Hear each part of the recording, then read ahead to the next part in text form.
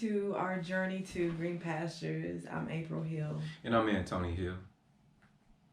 And sorry, so I forgot that I'm starting it off. And so another topic today that we want to discuss, we want to really, it focuses on the story of Lot, and especially the point of where Lot's wife had looked back. And most people know the story. They know that the cities of Sodom and Gomorrah were under judgment, and so God sent down two angels to basically warn Lot and assist Lot with getting out of the city ASAP, as quickly as possible, Yeah. which was a form of God's mercy. Part of the instructions for Lot and his wife and children was that when they leave the city, for them not to look back. Judgment was, you already said that, right? No, go ahead. What? No, I was just going to say, because judgment was coming upon that land, Sodom and Gomorrah. Yeah, So, they were marked for judgment. Sodom, Gomorrah, Mhm. Zebulun. It was several other cities around the Dead Sea area. Cities of the plain is what they call them, but they were under judgment. And so God was merciful to Lot and his family. And so again, one of the instructions was for Lot to leave the city, to not look back. Of course, his wife, she fell into that temptation and did not adhere to God's instructions, and she looked back, and of course we know that she turned into a pillar of salt. And so part of what we want to pull out from that story is just several different things. So if we hop around a little bit, please forgive us, but promise you'll be able to get something from it. And so one of the aspects that we wanted to focus on is the go through. We're going to call it just the go through. And to start off, when Lot was instructed to leave the city, initially he was asking God. He was told to go up to a higher elevation in the mountains, but Lot was saying, "Oh, that's not a safe place, Lord." He was asking the angels, "Can I go to this nearby city? There's another place that's a lot better," quote unquote, putting that in my own words. And so initially, it was you get the sense that Lot was trying to map out what's the next step for me after leaving this place that I've been familiar with for so long. We gotta understand, when you do your history on the cities of Sodom and Gomorrah, of course there was homosexuality, but it was such a vicious place. And I forgot what book not Jubilees. It was either Enoch or one of the other books that were mentioned in the Bible. Jasher. The book of Jasher, if you ever get the time, and I believe it's biblical reference to it in the Bible. But the book of Jasher gives more insight into the cities at that time. And I mean, kind of some of the things that they were doing. Yeah, I mean, strangers would come into the city. They would get tortured. They would get bamboozled, swindled. They didn't consider the poor. They didn't consider the poor. Yeah, just a very wicked city. But this was where Lot was living. I mean, this is where Lot was, in a sense, his foundation was. He found stability. He knew he didn't have to worry about where he was going to eat. He didn't have to worry about having a roof over his head. So this, for Lot, I won't say, because it says he was vexed, but it was normal. It was normal. It was a place that he was living in day by day. And so when the angels came down and instructed him that, hey, you got to leave right now. It wasn't like, here and take a week, pack up your bags. It was immediate. And it was like Lot was having to leave something that for him was comfortable, in a sense. And familiar. And he was trying to map out, like a lot of us do when God tells us to move quickly. Okay, what's next, Lord? Once I get to this point, what do I do?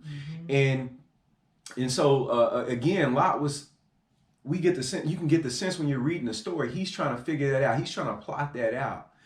And it's understandable, because when God tells us to leave something that's familiar to us, it could be your job, it could be your church, it could be a section of your family.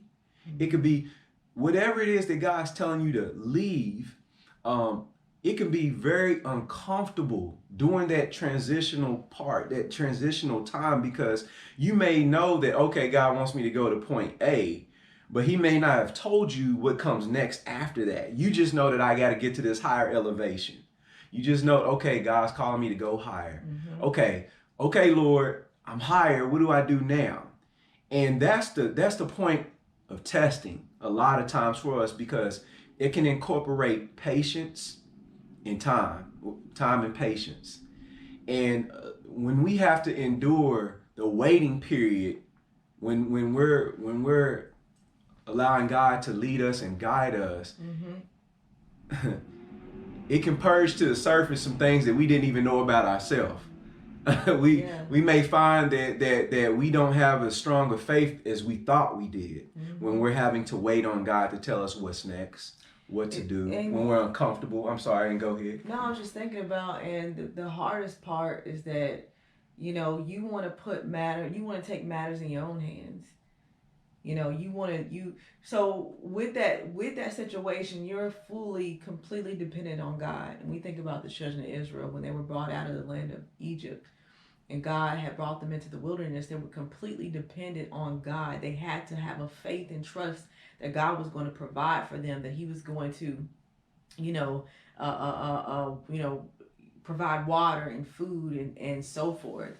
And so, despite everything that God had done for them and all these great miracles that God had performed in Egypt to bring them out, they had a lack of faith in believing that God was able to take them to the promised land, that God was able to allow them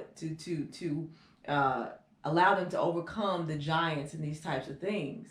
So, it's hard when you're in a place that God calls you, like Abraham, when he called him to leave his family. It was very unfamiliar, and it was a territory that he wasn't familiar with. And so when God calls you to do something, to leave something that's familiar and comfortable, you're completely dependent on him for everything. And so a lot of us want to pick things back up, take matters back into our own hands, like and be in control. Wife, looking back. Yeah. No, keep going. I'm done. Yeah, but what you reminded me is what we wanted to also point out. Her looking back represents so many different things you can pull from that. There's a physical, a spiritual component to it, and just to bring it to modern times, looking back, it could be relationships.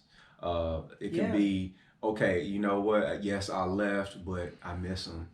I miss the company of this group, these people, a group that God told you to leave, move away from. But because of the uncomfortableness of the situation, the loneliness of the situation, the uncomfortable, this is not familiar. I'm not used to being on my own and not waiting on God to send new company, new friends. He's going to do it. He didn't send us down here to be alone, so he's going to do it. It could be, this hits home, a job.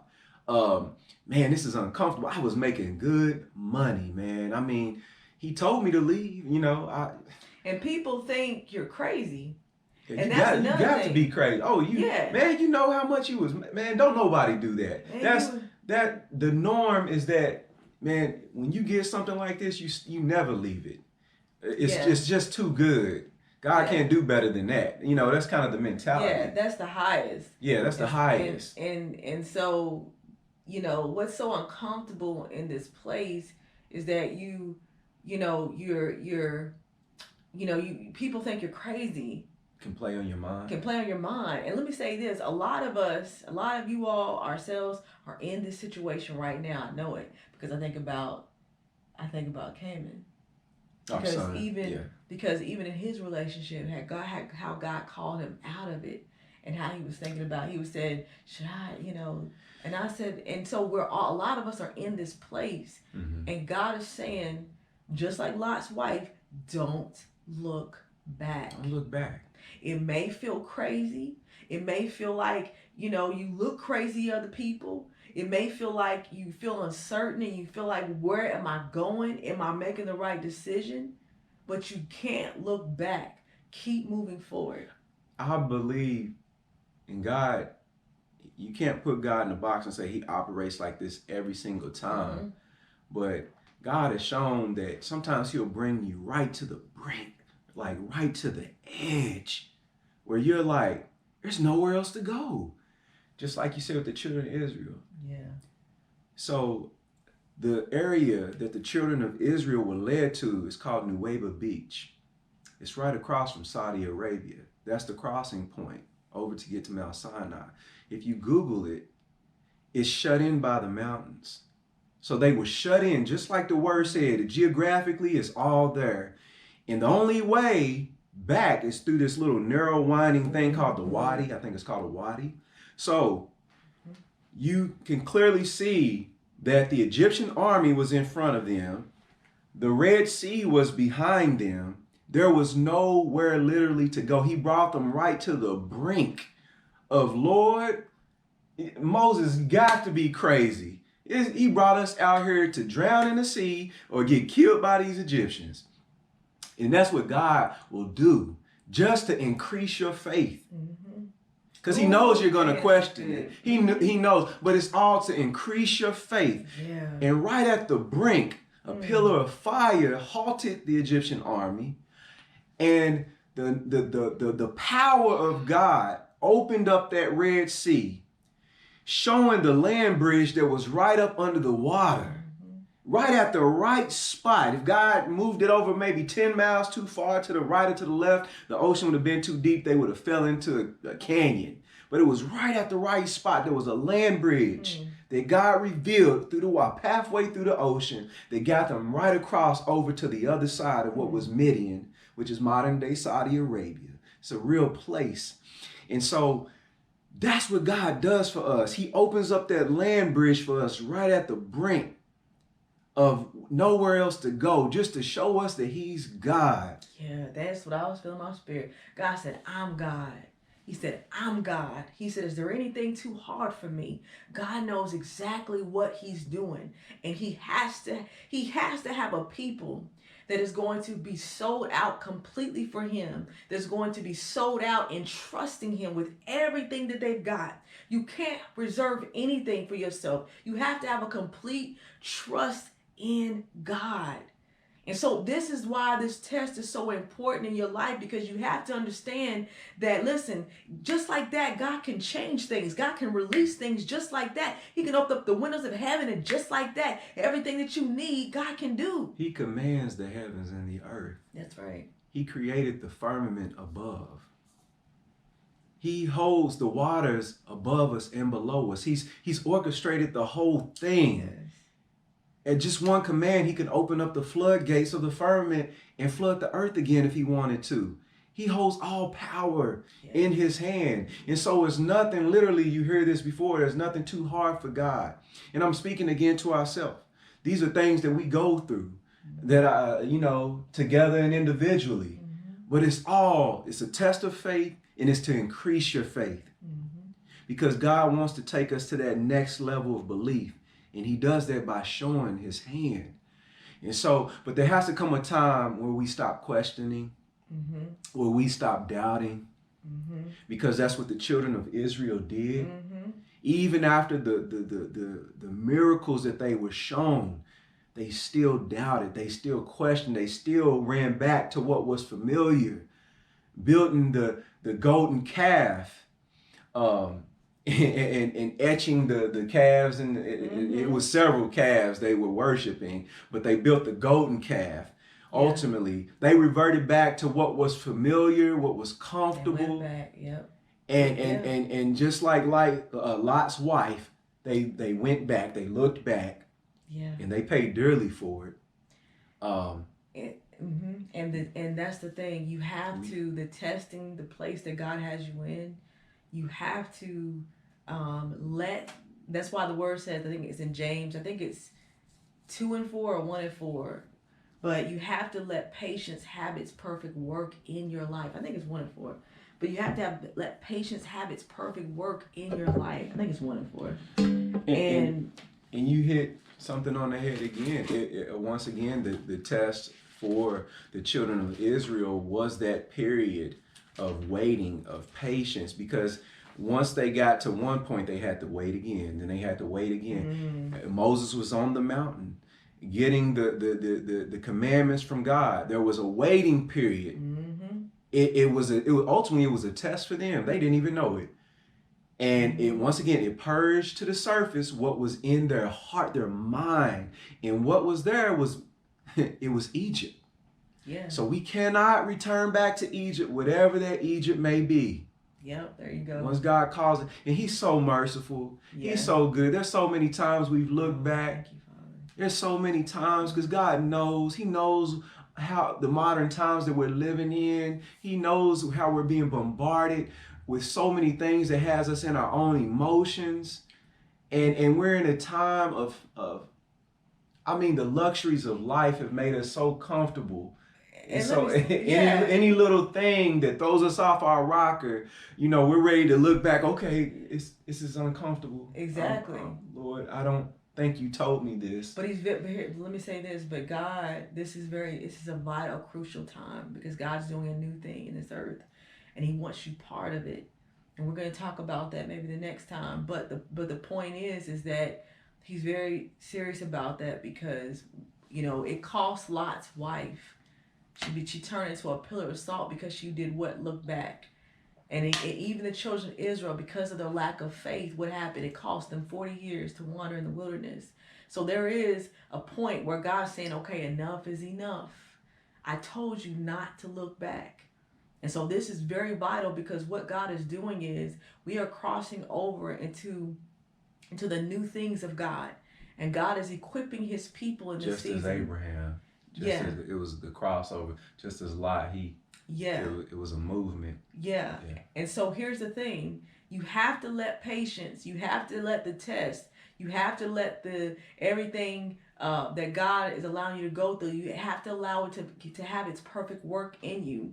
And so James 1:4 says, but let patience have her perfect work, that you may be perfect and entire, wanting nothing. In other words, lacking nothing. So your faith has no holes in it. Your faith lacks, is entire, it's perfected. And so you have to, God knows what tests, what trials we need to go through. He knows exactly where